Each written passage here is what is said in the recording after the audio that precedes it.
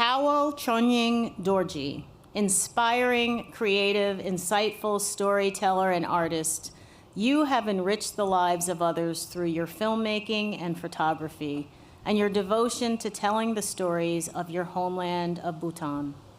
You have infused the liberal arts into all parts of your life and have embraced Lawrence as an integral part of your journey. Beloved alumnus, we are honored to welcome you home to Lawrence, 18 years after you walked across the commencement stage, a government major and proud 2006 graduate.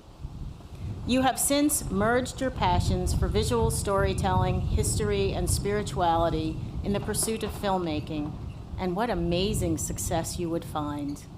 In recognition of your accomplishments and the extent to which you represent the spirit and letter of the Lawrence University educational mission, and by the authority vested in me, I now confer upon you the degree Doctor of Fine Arts, honoris causa, and admit you to its rights, privileges, and obligations.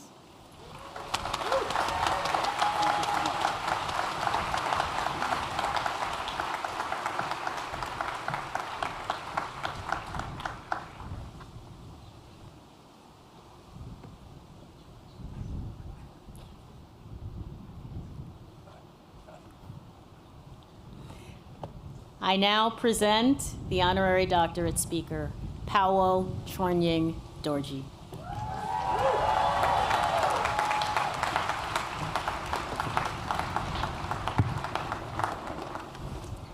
President Carter, Board of Trustees, faculty, staff, distinguished guests, and of course, the class of 2024. To be recognized is always such an honor, but its significance is amplified when that recognition comes from a place that has your utmost respect and confidence, my alma mater, that I've always considered as my family. From the very people and institution that played one of the most pivotal roles in shaping me as an individual. Thank you so much for this honorary doctorate. Thank you for giving me this opportunity to return to Appleton, to meet old friends, old teachers, and thank you for letting me be part of a graduating class. Wearing this gown, hat, and receiving a degree is something I thought I would not experience again. As we say in Bhutanese, Name Same Kajinchela, the gratitude that goes beyond the sky and beyond the earth, I offer that to all of you. When President Carter called me earlier this year to share that the university was honoring me with this degree and that I would be the commencement speaker for this year, I could not help but reflect back on my own LU commencement. 18 years ago, just as many of you here today, right here on Main Hall Green, I went through my own commencement. I was an eager 23-year-old government graduate filled with so much excitement to make a difference in the world. I had dreams of working for the United Nations. I had hoped to follow in the footsteps of my father and serve my country as a diplomat. I thought I would go on to law school. Well, far from that, today I return having accomplished none of those. But I do stand in front of you as a father, a husband, an explorer, a photographer, a storyteller, and a filmmaker. You see, it takes a rather incredible journey to leave Lawrence with a government degree and return as an Oscar-nominated filmmaker. Yeah.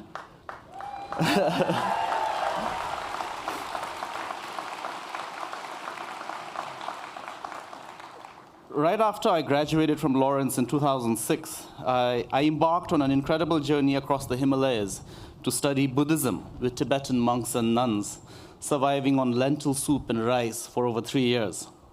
I hiked deep into the Khyber Pass in northern Pakistan, where little to no foreigners travel. There, I drank spring waters from the mythical Hunza Valley, spring waters that is believed to possess the power of longevity. The Hunza Valley is a fabled hidden village nestled in a sea of blooming apricot trees at over 13,000 feet above sea level. It is hidden away from the outside world by the towering Karakoram Mountains. It is so beautiful that it was the inspiration for James Hilton's Shangri-La in his 1933 novel, The Lost Horizon.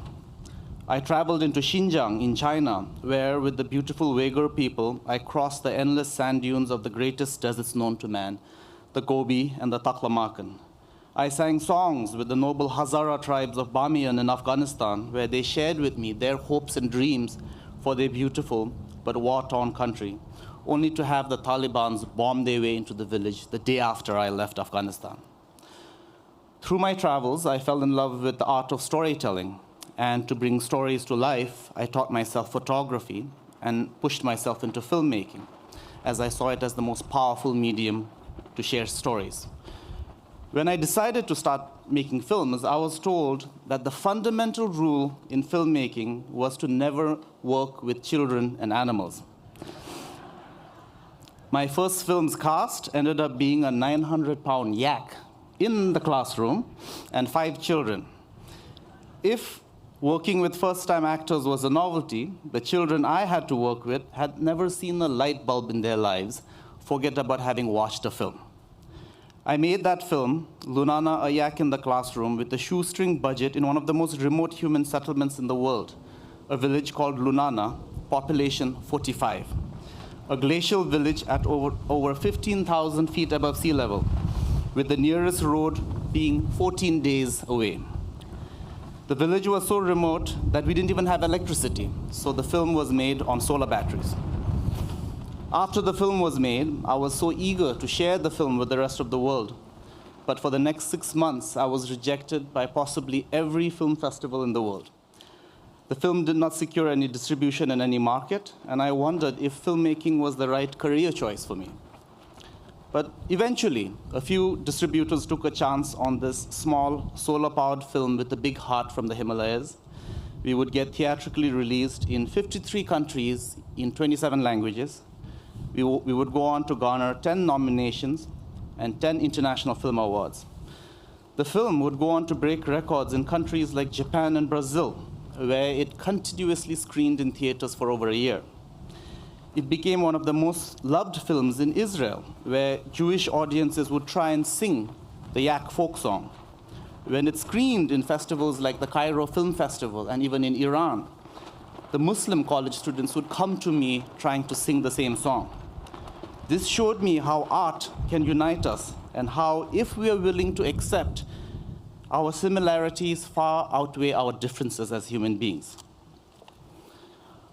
In January of 2022, Lunana, a yak in the classroom, would earn an Oscar nomination at the 94th Academy Awards, taking me from remote Lunana all the way to the Dolby Theatre in Hollywood. As I prepared to return to Appleton, a return which marks a full circle for me on this journey, I couldn't help but reflect back on all these amazing experiences. Experiences which all started for me because of my own Lawrence experience. As the commencement speaker for this year's class, I would like to offer the graduating class 3 humble aspirations. Aspirations from lessons I have learned from my journey so far. I've realized that failure and rejection are fundamental aspects of life. There cannot be success and acceptance without failure and rejection, and vice versa. There are 2 sides of the same coin. Yet, quite often throughout life, we are only taught how to succeed and never how to accept failure, how to learn and grow from failure and rejection. Lunana, a yak in the classroom's initial failure and its eventual commercial and critical acclaim made me realize that failure is actually needed in life. It is needed because it keeps us grounded, and it is this experience of failure that makes us appreciate the experience of success even more. Class of 2024, you will no doubt go through your own share of shadows and dark periods of life. But I pray that through this experience of shadows and darkness, may you truly discover the beauty of the light. When I look back at my experiences the last 18 years, I realized that they were only possible because I was always curious to learn and to explore. A deep sense of curiosity that refused to let me be bound by society and culture, and that drove me to constantly explore. A sense of curiosity that was actually born out of Lawrence's liberal arts education. We live in a time where the quality of curiosity is always seen as a liability, as something that is childish and we must shed away as we grow up, a risk not many want to take.